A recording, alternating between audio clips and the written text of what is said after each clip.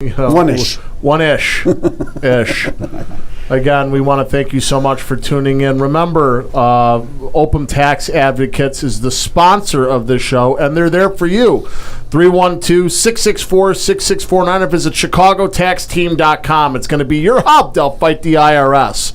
And again, they're out there, and there's blood in the water for taxpayers, as they say. But I don't want to talk too much. We have great guests, great interviews, and more. So like this page, share this video, tell your friends, tell your family, and without further ado, here's our host, Attorney Stephen Leahy. Well, thank you, Jim Leahy. See what I did there, Jim?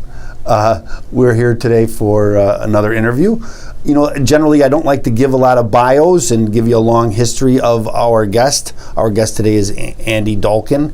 He's an attorney, and we're going to talk a lot about him. If you want to find out about him, I got a lot of information in the description. So look in the description, and you'll get his bio, where he went and where he's from. But we're going to also talk to him about that stuff. Welcome to the show, Andy. Thanks, Steve. Thanks for inviting me here. Well, you know, I've been trying to get you on the show for some time, and I know Andy now. It's a couple of years now I've known you. Yes. And I'm always looking for interesting attorneys to get on the show. As you know, I like to interview attorneys, and that's a big thing for me.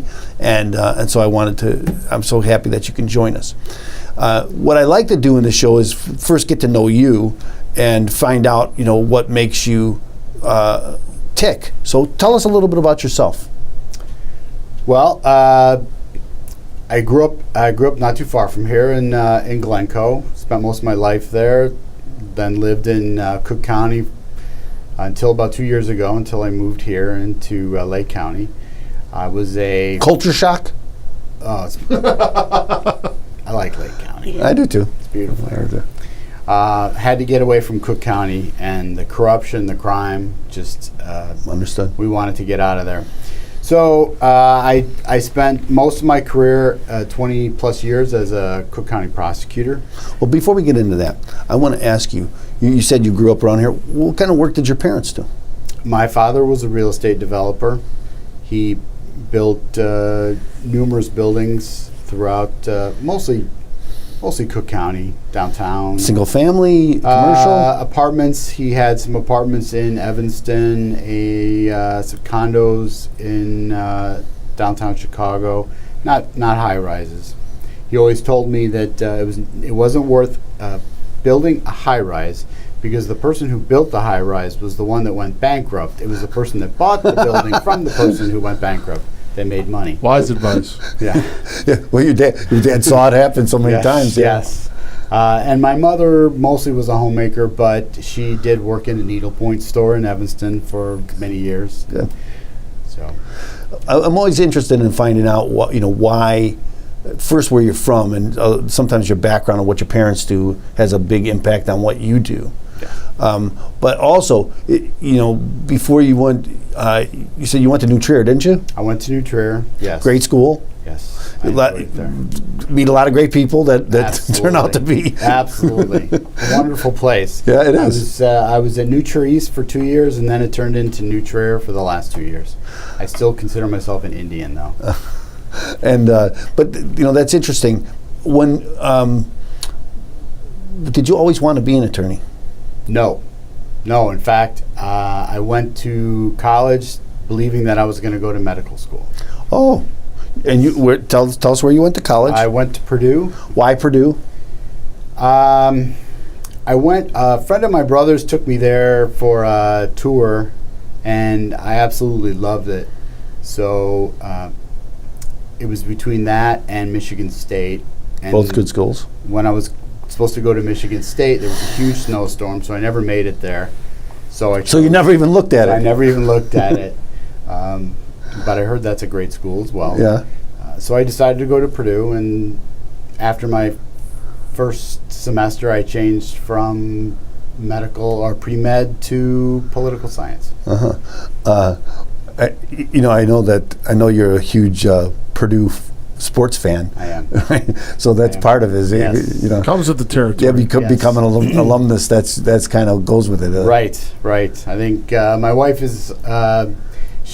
Everywhere we go, we see somebody from Purdue, and I think she's a little tired of the amount of Purdue, Purdue this, Purdue that. A lot of Purdue alumni around here, isn't there? Absolutely. Absolutely. And I think any Big Ten school is kind of well represented Yes. in Illinois, or in Chicago, I should say. Yes. Right. So no matter what, they always have there's always a tavern that's yes. focused on that school.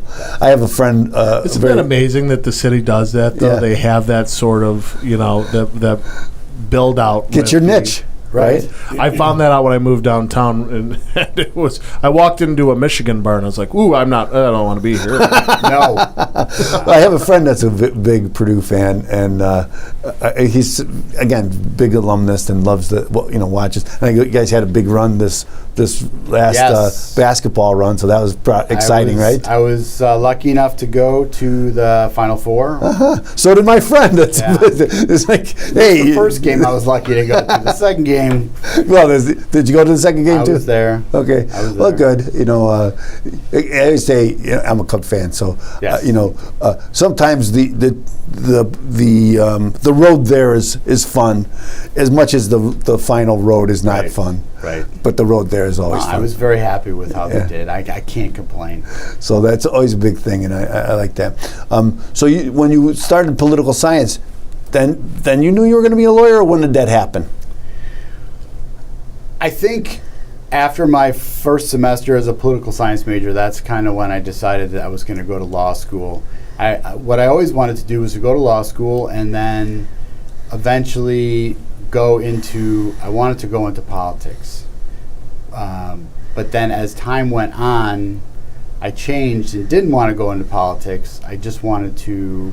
I started after I graduated from Purdue. I went to law school at Purdue. Right away? Sorry, at DePaul. Right away? I took a 6-month hiatus. Oh, that's pretty much right away. And though. bartended. Yeah, okay. So It's always a fun thing. Yes. And then I went to law school and started clerking at the state's attorney's office, and that's what I wanted to do. Now, if I had not gotten a job at the state's attorney's office, I was going to go into the JAG Corps and the Navy. That was your thing. That was my.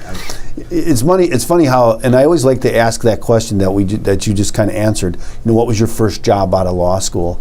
Because so often that's what you wind up doing. Most people who go to law school, they don't really they don't know what they want to do because you don't even know what it's about. No. And so, so sometimes when you first get that first job, it's like, oh, this is not what I thought it was going to be. It was as soon as I clerked at the state attorney's office, I knew that's what I wanted to do. You were doing a great job. You were helping victims. You were doing a public service, and it was exciting. It was fun, and constantly there was always something going on that would be new and interesting, and I absolutely. Okay, so I have two sons. One had just became an attorney. The other one's a third year in law school. What kind of advice would you have for them? Now, you mentioned that you were an intern while you were in school. Is that something you recommend to other law students? Is that something that could change your life? Yes. I was fortunate enough to be able to intern. It was a volunteer. So I was able to do that. But I think because I did that, that was how I wound up getting my job.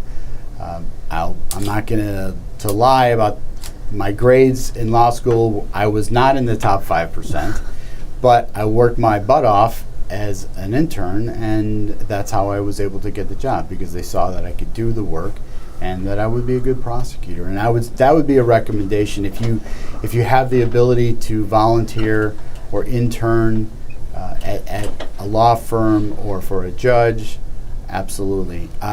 If you ask me about whether someone should go to law school or not, I'm going to ask you. I might say no. Really? I Tell Good me why that advice. is. The only reason I say that there are so many attorneys. Now, if you find an area of law that isn't overpopulated, that's different. That's fine. But I know specifically in criminal law, especially with the Safety Act now, because there's no cash bonds, it's very hard for a defense attorney on their own to make a good living, unless you have somehow been able to connect with a large group of people who need your service, say gangs, Latin Kings, Gangster Disciples. Each of them have attorneys that basically are on retainer, and they do most of the work for members of that group. Well, I think you were mentioning, that you wanted to be a doctor, and then so it always, and of course where you're from, my kid, I'm from here in Deerfield, and Deerfield's a very good school also, and I'm always amazed by because that wasn't my upbringing, was that everybody that I knew went to college, because nobody I knew went to college when I was in high school. But when you're from New Trier, almost everybody goes to college, right? And it's kind of a given that you're going to college. And to many, it sounds like for you, an upper degree was kind of a given too. You were going to get some sort of advanced degree, right? When you're discouraged, and I'm not trying to question you, because I'm a big advocate for attorneys, right? And there's so much you can do with a law degree. Well, don't get me wrong. You can absolutely do. I know many people that have double advanced degrees, engineering and attorneys, medical and JD. So you can do quite a bit with that. It just. I just push you back. Just push you back a little bit. Because again, now I got two sons that are going to be attorneys. So now for me, I never recommended to them, hey, you should be an attorney. I think their mom probably did encourage them when they were in debate. Might said to them, hey, you would be a good attorney. Maybe you should think of that. But it's not like that. I said you're going to law school and that's what you're going to do. Sure. But it just turned out that way, and I'm happy. And I think to anybody I would recommend to look into it, only because no matter what you do in law school, you can do with anything else, right? You can run business, you can run you could. So many lawyers that don't practice law, right? Go to law school and they don't practice law because they become CEOs or CFOs or something else in business. Attorneys are notoriously not good businessmen. It's true, right? It's like they don't like to add things either. No. But law school is wonderful for critical thinking. Yeah.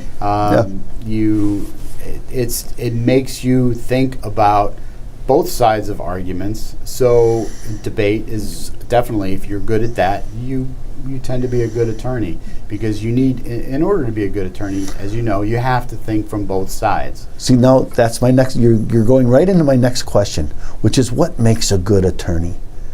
And so you're going right there, so keep going with that. Well, one thing that we used to always, when I was starting in the state's attorney's office, we would go through training, and then when I became more senior and I did some of the training, it was always about anticipating the defendant's defense.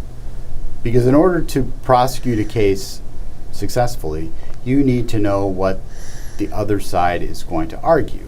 So you had to anticipate that in order to then to get your case in order, so that you could, once you anticipated a defense, whether it be a self-defense, whether it be an alibi, whatever it might be, if you knew what they were going to argue, then it was easier for you to win your case. When I saw in your bio that you prosecuted many cases, Yes. Jury trials. I did slightly over 60 jury trials. I would say 40 to 45 of them were murder jury trials. One was a death penalty case. Intense. Yes, it was definitely long hours, very intense.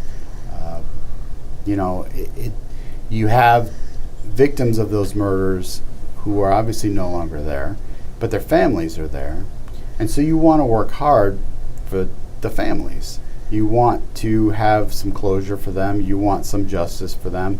Obviously, it's not going to bring their loved ones back, but it was personal, really, because many times I became very close to the families of the victims and the victims of the sexual assaults or the burglaries, the armed robberies, because I spent so much time with them during these trials. So I think when you mentioned the Safety Act, I think that that's one of the aspects that are being lost about, the victims, and we're so concerned about the perpetrators being, and they should be treated fairly. Everybody should be treated Absolutely. fairly, but we also have to think about the victims, don't you think? Absolutely.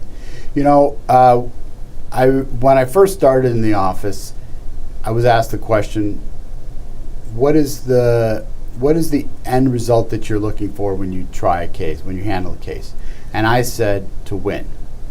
But that's not the answer. The answer is to make sure that justice is done.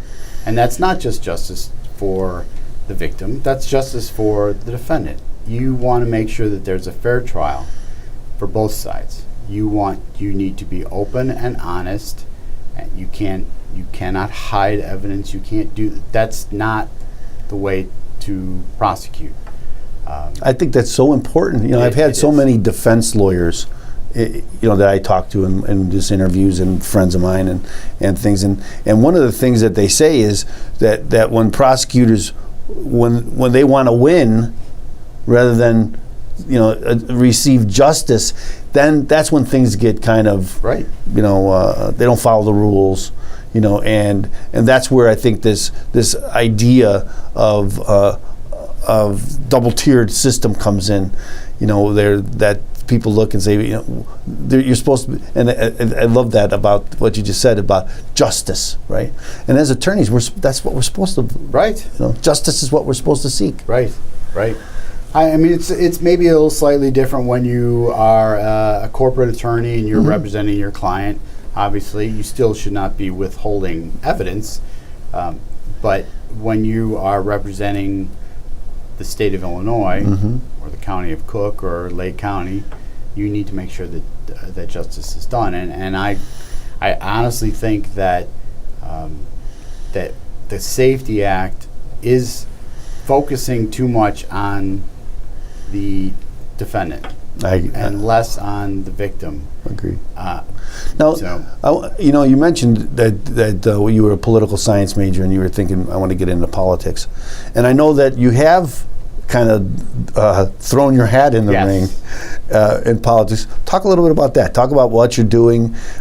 You've become a candidate. Talk about that. Yes, I am a candidate for Lake County Board from the district here, which includes Deerfield, Bannockburn, much of Lake Forest, and half of, the western half of Highland Park as well.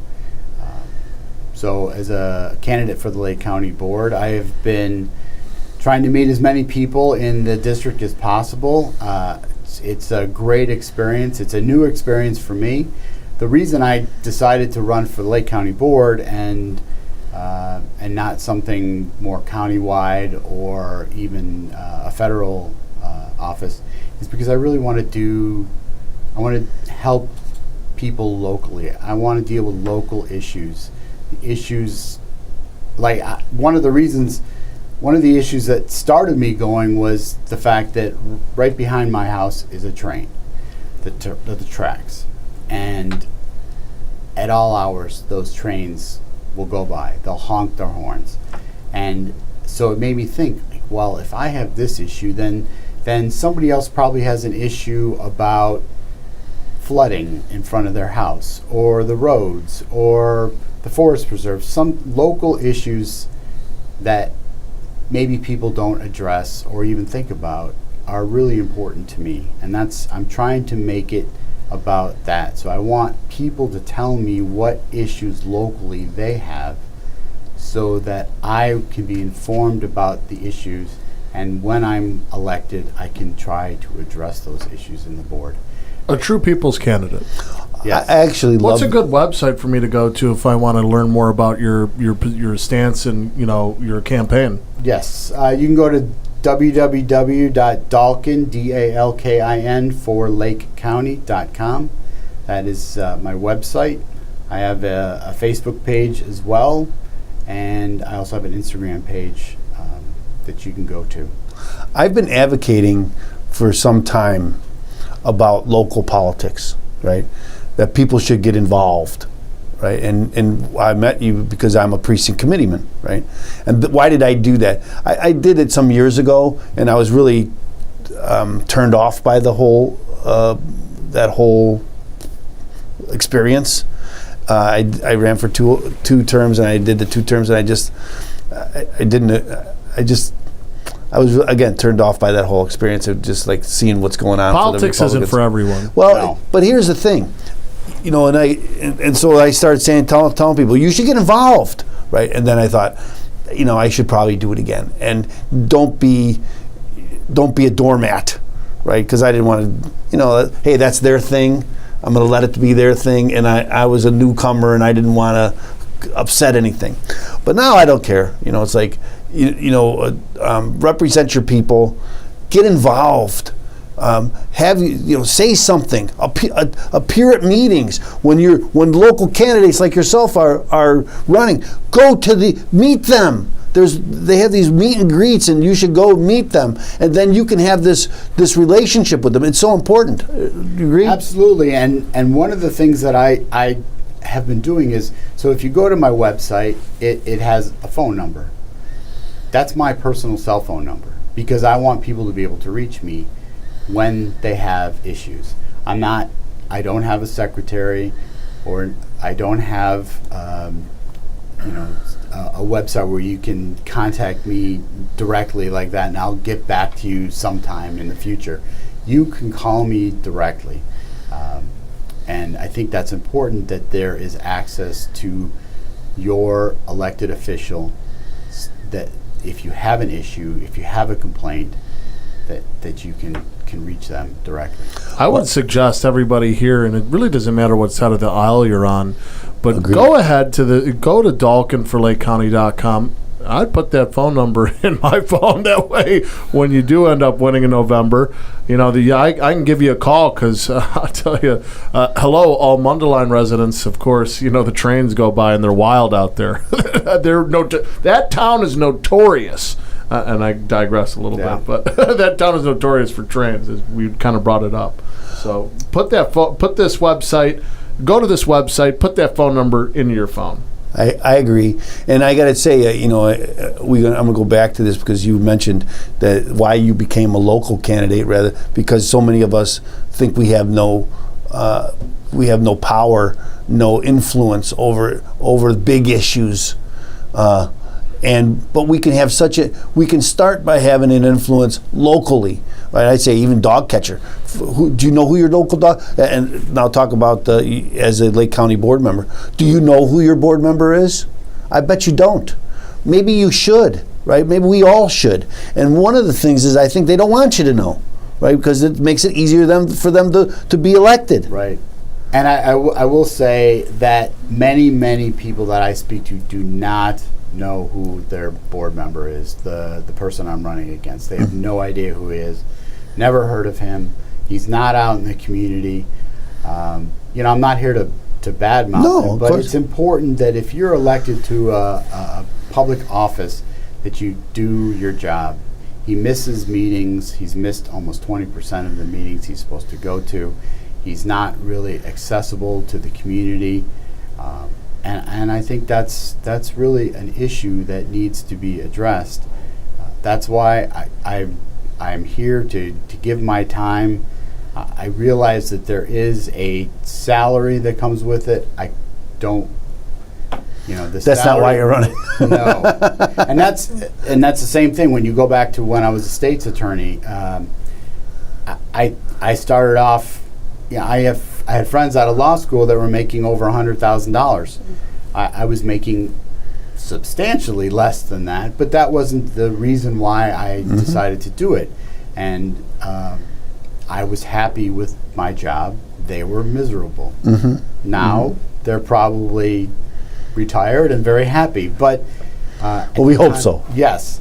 Well, you know, you mentioned this, and I think it's because of the people that I interview. Most people that I interview for attorneys, they're very happy being attorneys. However, we know, if you look at the statistics, you know, the alcohol abuse rate, the depression, the suicide rate amongst attorneys. Many will, and as I said, this kind of what goes on is that they don't know what they're going to do. Their first job out of law school kind of traps them in something they don't even want to do, and then and that's what they do. Right. I think that's not only attorneys, but most people kind of get trapped. Right? We don't have to be trapped. No. And you should always do what you enjoy, even if it doesn't pay as much. Right? Right. You know, and I think that one of the reasons why, I will say that my goal of being in public office and trying to do public service and help the community came from my parents. My mother and my father, to a little bit lesser extent, were very, very involved in New Trier politics. My mother was a precinct committeeman, really? And was in charge of getting election judges for the New Trier Republican organization.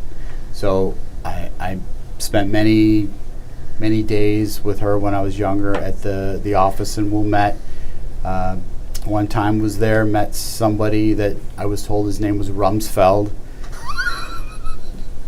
I didn't think anything of it because I was probably 6, 7, I don't know. But I think it started from back then that public service was really important to me, and I followed that from law school into the state's attorney's office, and now I'm running for office. I am also now my position is I am an attorney that works for a union that represents police officers. I didn't mean to brush over that because that's usually. But we kind of went into your running. But talk a little bit about the work that you do now. And now I know that you said you were a state's attorney for some time, and then you did some private work in private practice. You did some criminal defense. You did some family law. Isn't that right? Right. I did a little bit of that, and then I actually did some civilian police oversight for an agency in Chicago called COPA, Civilian Office of Police Accountability. Mm-hmm. I was a supervisor there for almost 5 years. Left there, went back to the state attorney's office for a year, and then started working at my current job, which is for the Policemen's Benevolent and Protective Association Legal Committee. It's a long name. It's a long name. But who do you represent? It's a union that represent the Waukegan Police Department. We just started representing the Lake County Correctional Officers. We also represent the Chicago Police Sergeants, Lieutenants, and Captains, and the Cook County Sheriff's Lieutenants. So just a small, I think. So union work. It's right. Union work. It's a little bit different in that these are higher. They're not although the Waukegan and Correction and Lake County Correction. Well, you know, I don't know if you noticed, but I'm a third generation union member. I was in the Iron Workers Local, so I'm a big union advocate. Not always for the, but for the union workers. You know, right. You know, the guys the guys who need representation. That's so important, and I'm a big advocate of that. I think that there's nothing wrong with unions. I know some people are against unions. I'm not against unions. Although I'm against some of the power structures of unions. I think that's the problem. It's the leadership of some of the unions. It's not. It's like you said. It's not the rank and file. It's the leadership of the unions, not the one that I am working for, because it's not a Chicago Teachers Union. It's not AFSCME. It's not some of these bigger Teamsters and like that. But generally, the rank and file. Aren't the rank and file Chicago policemen? No, They're FOP. They're FOP. That's They're right. FOP. I know that years ago I was involved. I knew a gentleman who was working to get the Teamsters to be. They were going with the FOP about where they were going to go before they were unionized, and then they became. Well, unionized. actually, we with the correctional officers in Lake County, they were represented by the Teamsters, and they didn't want their representation anymore. So it's interesting. Yeah, that's interesting. You've been. How long you been there now? It's been a little over a year. Is that a fulfilling work for you? Is that something? Absolutely. It's great. It's great. I really enjoy representing officers, sergeants, and the captains, and lieutenants in Chicago and Waukegan. What does that involve? So what it involves basically is if there's a disciplinary action that's taken against, let's say, an officer in the 9th District in Chicago, which is a very busy. Well, that's the one that's actually close to. I think it's called Guaranteed Rate Field now. It's just called Rate Field. Rate Field. Okay. I can't keep up with it. I lost track of it. Yeah. So the 9th District or the 10th District and it's the 11th going to just be District. called Use Guys Field next. So let's say that somebody makes a complaint against an officer, and I represent the sergeant of that officer or a sergeant that may have been on the scene. So I may have to go out and represent that sergeant at a statement in front of the Bureau of Internal Affairs or COPA, or if an allegation has been made against that sergeant, I would have to represent him for that. Then if at some point it went to where they sustained the allegations, there might be a grievance filed. Then we would represent that officer at an arbitration. Which is exactly what unions should be doing, right? Is protecting their members. Right. Right. I never really thought about it, right? Although I remember there was the head of the FOP, right? They started getting allegations against him, and of course he had to be represented by his union to come in and represent them and fight off allegations against them. There's been with the Safety Act, they changed the law, at least for officers, not necessarily for sergeants, lieutenants, and captains, but they don't have to have sworn affidavits anymore. So basically anybody could call up and make a complaint against an officer without really attesting to it and without giving any other information, which then sets off a whole series of interviews, and these officers are brought in and they have to then defend themselves against these allegations, which many times they're false allegations. As you know, with any agency, corporation, whatever, as large as Chicago Police, you're going to have some bad seeds. It's going to happen. But majority of the time, officers that I represent are just trying to do the right thing, and they're under such scrutiny now, it's really hard for them to do their job. This kind of goes back to what we were talking about the Safety Act, and now you can make allegations without any proof, without even saying who you are.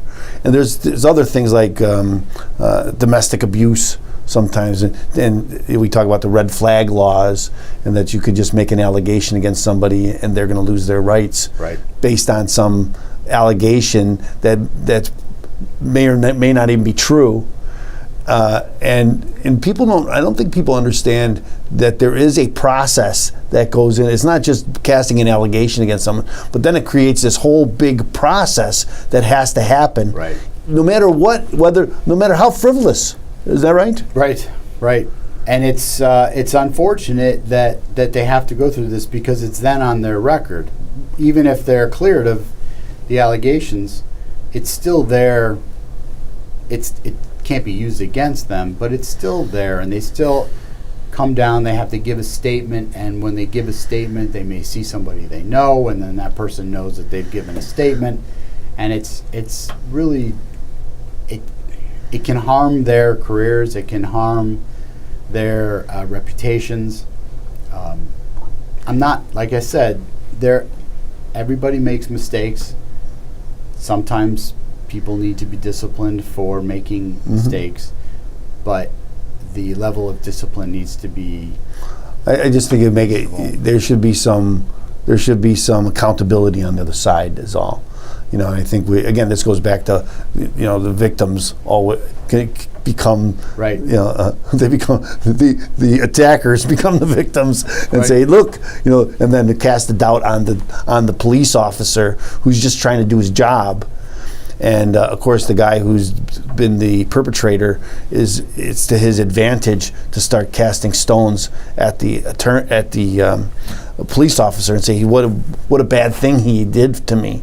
And it's such a tough job. It is a tough job. My whole job, imagine being a cop, the whole point of your job is to kind of ruin someone's day, so to say. But, because, you're going through, it's like, oh, great, I got a ticket. All of a sudden that ticket turns into a serious situation, and it's just, I try to tell people all the time, especially when, you see these officers that pull pull the weapons and discharge the weapons, it's like, you just go shooting once or twice, and even just shooting at a piece of paper, you're like, oh, that, it's a little surprising. Jarring? Yeah. Imagine having to do that to defend yourself. It's tough. I agree. You're scared. It is. And I don't know any police officers who want to fire. Who wants to? No, because you got to live with that. Well, it's right. First of all, they're putting themselves in danger every day.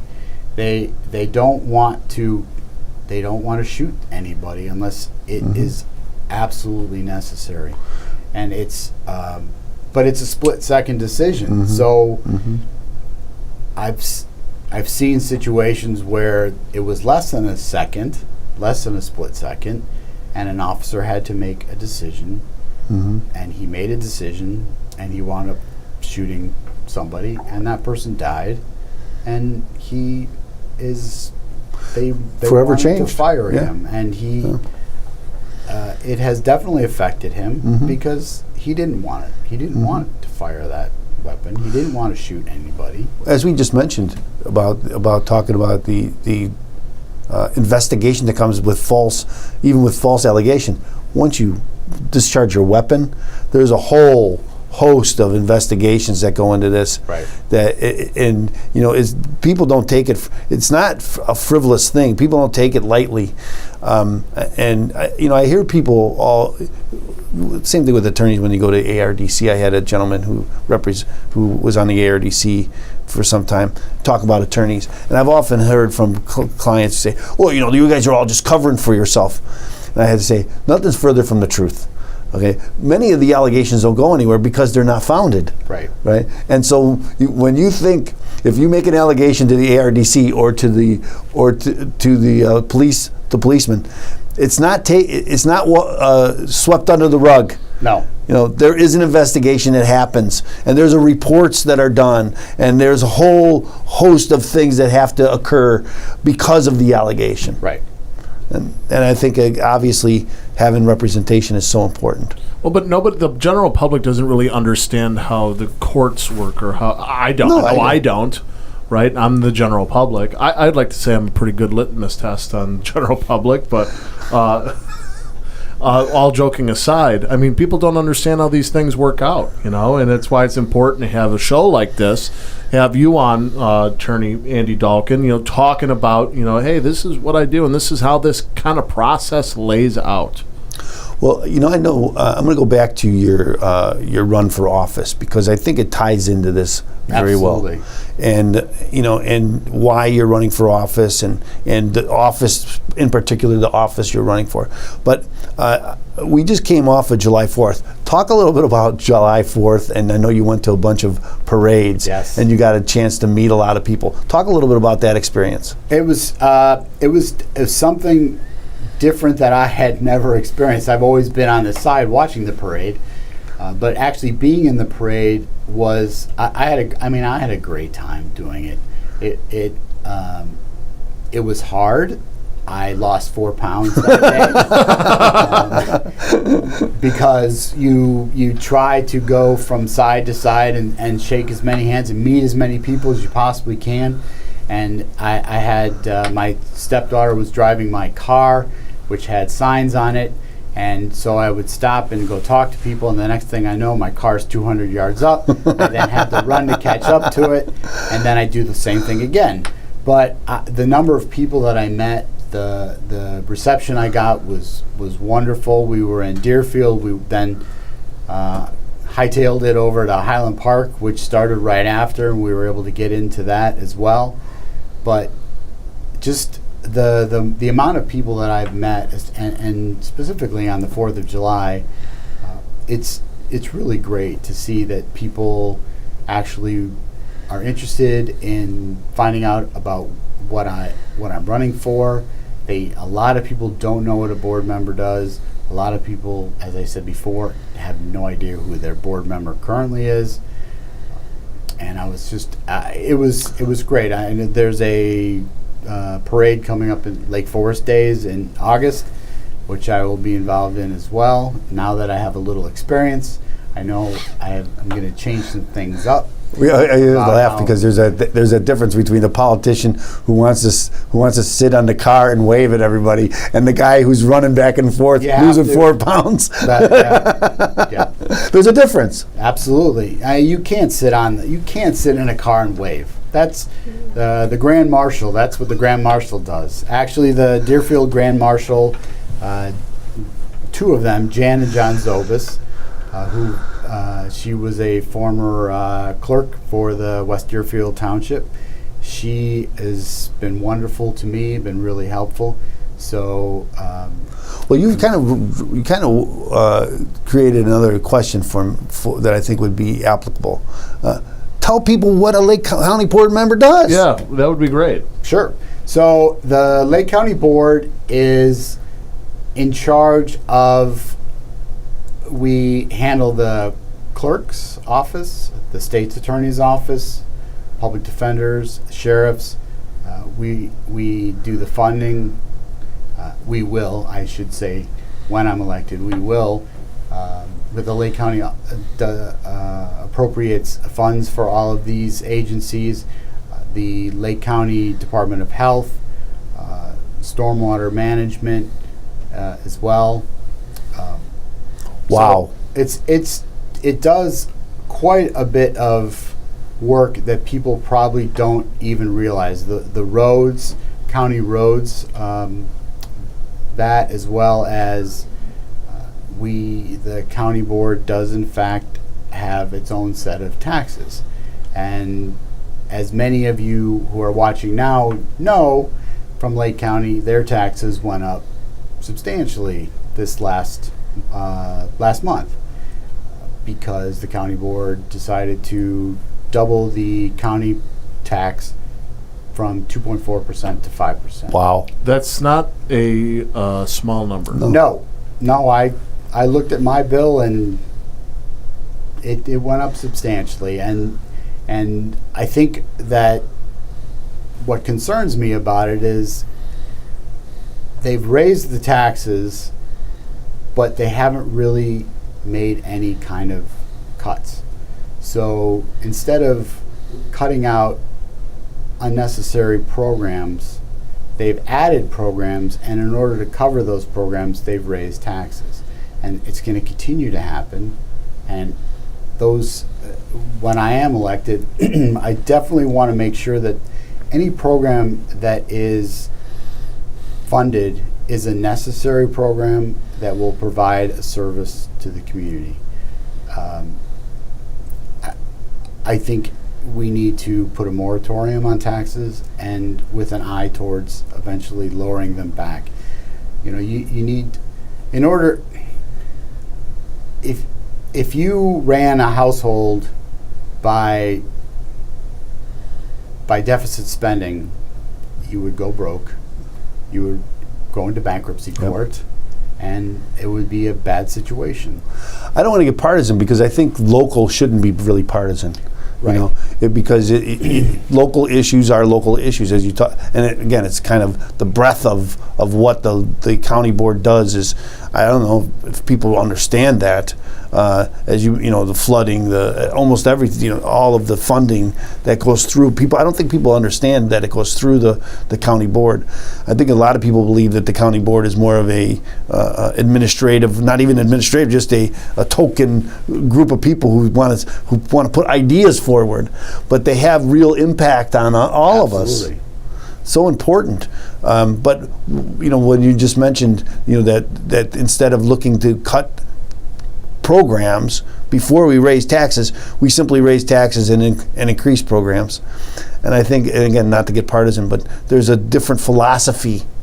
I think that goes along partisan lines.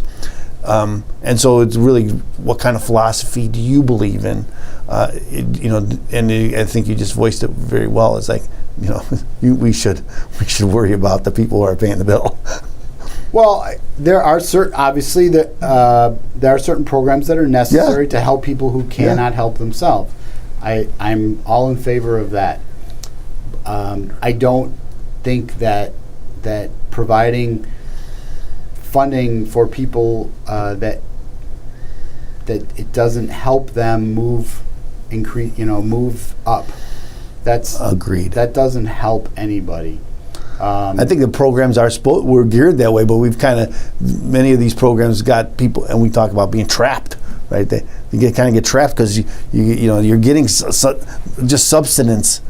You need to give people opportunities to make something of themselves. Those are the programs that I would be happy to fund, if they provide opportunities for people, not provide opportunities to not work. That doesn't help. And as just to go back to the partisan issue, I absolutely would have no problem if the county board was nonpartisan. If there were no Republicans, no Democrats, if it was just you were elected as a candidate for county board, that to me seems the best. I agree, but we have to. I think we have to look at the county board, the makeup of the county board, and what's changed since the makeup has changed. Yes, Lake County used to be a pretty reliable red county, right, and no longer. No, it's not. The makeup of the board, I think it's 14 Democrats and 5 Republicans. So it has changed. It used to be the other way around. But I think in the last 4 years or 6 years or so, you can see where I like to say where Lake County is becoming a little bit like Cook County, and that's what I don't want. I moved from Cook County because Lake County is not Cook County, and I don't want to see that happen here. Well, I think a lot of Lake County residents would like to keep it Lake County, not Cook County. I agree with that. So tell us, we're coming to the end, but I want to first ask, what do you got in the future? What's going on in the future? How can people come out and meet you? Because as a candidate, you're meeting people probably first and foremost. Yes, I have an event at the end of this month at Chiefs in Lake Forest. Oh, I saw that. So anybody that wants to come out, certainly happy to have you there. If you want to go on that website and get my phone number, it's I'll give it to you now. It's 312-259-1402. That's my personal Do it cell. again. 312-259-1402. If you want to set something up, 1-on-1, 1-on-10, if you want 100 people there, you want a homeowners association, I'm happy to come talk to 1 or 100 people. It doesn't matter. So that's possibly the best way. I do think it's so important that people in the county, or if you're not in Lake County, you have a county board member too, right? You have precinct committeemen. Well, one thing I learned, as I mentioned, I ran for precinct committeeman. More than half of all precinct committeeman spots for Republicans are open. There's nobody sitting in there. There's nobody in that spot. No. And so the best thing you can do is, and if you say, well, the election's over, I can't be there. No, you could still get appointed. Right? So we could still need your help. Right? So you want to complain about the way things are going? I think you should, but then get involved and do something about it. And so if you're in Lake County, contact Andy Dalkin, right? Have a coffee with him. Invite your friends to do it. I know I did that. Andy and I were talking. I said, I always meet here at Rosati's on Fridays, and a lot of my neighbors are there. I said, well, you should come out and meet my neighbors. And then instead of having at Rosati's, which was my first inclination, I did have him here at my office, and we had about 30, 35 people here to meet him. And they asked him questions, and but like everybody else, they didn't know anything about the Lake County Board. They didn't even know who their Lake County Board member is. And so it's so important. Again, even if you're not in Lake County, but if you're in Lake County, meet with Andy. Again, even one-on-one, you say. You call him on the phone. Got a question? Absolutely. Or send me an email. It's Andy at dalkinforlakecounty.com is my email. Send me something. We can set something up. The number one important thing, as you talked about the precinct committeeman, the number one important thing is vote. You have to go vote. Whether it's early voting, whether it's vote by mail, whether it's in person, you have to vote. Everybody needs to get out and vote. If you don't, your voice won't be heard. If you don't, you will wind up complaining about the people that have been elected because you haven't expressed your opinions and your beliefs. So that's really number one. You have to go out and vote. And like I said, I am available to speak to people. I have had so much coffee since I started. I find myself up in the middle of the night. Decaf, please. That's just not. I can't. I understand. I can't do. I agree. I agree with you. That's a measure of a true. I agree with that. That's like right drinking a non-alcoholic beer. Okay, Yes. I can't do that either. Okay. Anyway, that's a totally different issue. Well, for some, not for for me. some. I've spent many days at Newport Coffee right here in the mall here, and Starbucks and other different. That's a venues that kind of applicable for something like that, for small groups to talk about these things. Right. I think that you can get disillusioned with national politics. You can hate Donald Trump or like him or whatever, and be turned off by these national elections. But don't let that stop you from getting involved in your local elections. Again, it's so important that if you want to change something, start with your own home and then your own neighborhood. That's where it's going to begin. That's where it's going to change. It won't change by you sitting on the sideline and complaining about it. No, and that's one thing that I really am trying to express to people is the issues that are at the top of the ticket, issues such as abortion and gun control. Those are not issues that the Lake County Board deals with. They are not relevant to my race. So no matter what side of those issues you are on, you could still vote for Andy Dalkin, and he can. I saw you mentioned Mary Cole, who's also running here in our county, Lake County, and I saw her on something. She was talking about the very same issue that you're talking about. Is about that it doesn't really matter what side of the aisle you're on. You need someone in local government that's going to listen to you and try to put your views forward. Absolutely, and Mary Cole and I have been doing a lot of events together. We were in the parades together. We have had, like I said, events at different locations together. We're working very closely to both get elected. She's a wonderful candidate. She will do great things for the Lake County State's Attorney's Office when she is elected.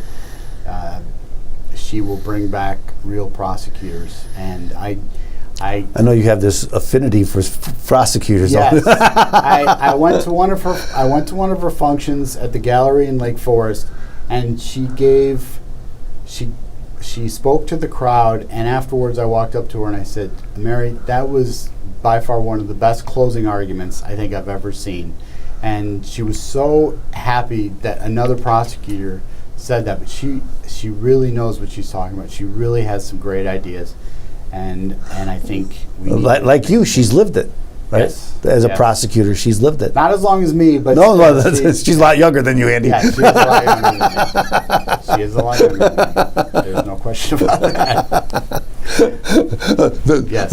No shame in that. No. I could tell, like Joe Biden, right? That because that gives me a lot of experience. True. Okay. Yeah. Anyway, if all these taxes and all the politics is getting you walking, well, just go over to my friend Andy Dalkin. Go to his website, dalkinforlakecounty.com. You can take that slogan. Let's give Andy one more chance to give your phone number out, because I wouldn't have done that without you doing that already. But once you've done that, we're going to do a close write-up on you. Let everybody know, again, one more time, why should I vote for Andy Dalkin? You should vote for me because I have the interests of local people at heart. The issues that you have, everyday issues, are going to be are important to me, and will be something that I will take to the county board and make them my issues there, and see what I can do to have them addressed. They are not the national issues; they're the local issues, little issues, as I said before, like flooding in your front yard, the train whistle, the train whistles, the potholes in the street on the county roads. Those are issues to me. Forest preserves are a big issue to me. I am a big supporter of the forest preserves. I love taking advantage of the forest preserve. We have a great dog park right down here, the Prairie Wolf Dog Park. My wife and I are going to be going and doing some kayaking on the rivers here at the forest preserves. Those are the important issues to me. But I think the fact that I am going to be accessible, as I said, I gave out my number. I'll give it again: 312-259-1402. If I don't answer, I will absolutely get back to you as soon as possible. Please don't call in the middle of the night. I have trouble sleeping as it is now. I prefer not to have to wake up. Plus, I immediately will assume that there's an issue with a police officer. And then my website is www.dalkinforlakecounty.com.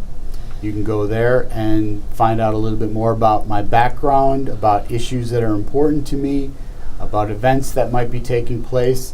And you can also learn a little bit more about what the county board does as well. And I do have an Instagram and a Facebook page as well. And I'm on Nextdoor as well. Okay. Well, listen, that was so important. Again, ladies and gentlemen, make sure you get out there, understand who your representatives are. Absolutely. That's why it's so important you go to this website, dalkinforlakecounty.com. Remember, dalkinforlakecounty.com. We want to, over here with Opum Tax Advocates and with Attorney Stephen Leahy, we want to thank Attorney Andy Dalkin for coming out, giving a little bit of information about him, because, again, how many people really know who they're voting for their county board? So this is why it's so important to go out, understand who you're going to be voting for. We want to thank Attorney Andy Dalkin for coming on. Tune in next week. We have such great content. Attorney Ray Kaplan, Attorney Stephen Leahy's coming on. So yes. I know you're fired up about that one. A good old-fashioned Trust Radio Network friend of the show. Yeah, she right? is. She's been on several times, so you do not want to miss that. But again, go to Dalkin for, what was that website again? Dalkinforlakecounty.com. I can't read. What is that, Attorney Dalkin? Yes, www.dalkinforlakecounty.com. That's right. Remember, ladies and gentlemen, like, share,